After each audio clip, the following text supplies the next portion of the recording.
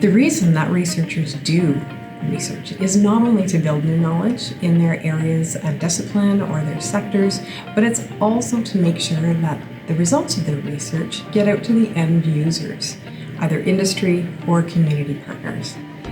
As the Director of Research at Sheridan, I've also seen firsthand how important knowledge mobilization and dissemination plans are to strong research funding applications. Our research granting bodies are really focused very much on making sure that the dollars that they put towards supporting research, innovation, and entrepreneurship activities are well used and well supported.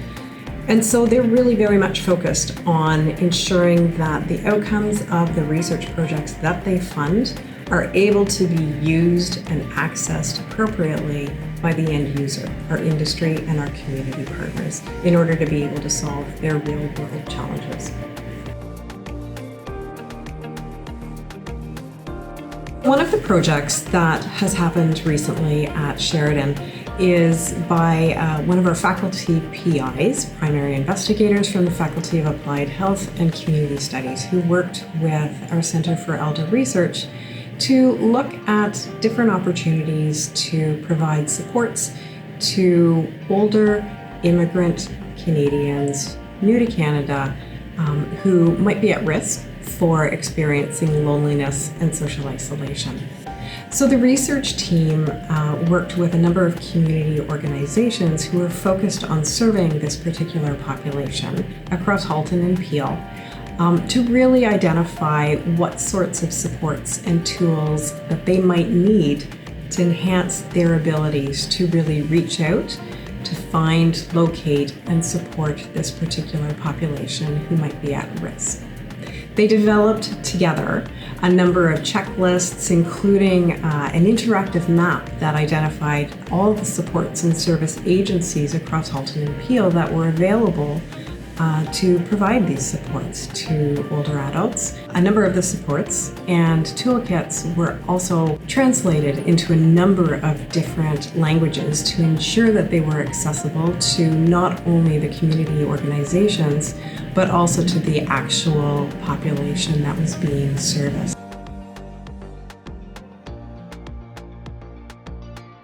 There are really so many ways to make sure that your research results get out there to people that might be interested in reviewing the results. In this age of technology, we really encourage using as many different avenues to share your research results as possible.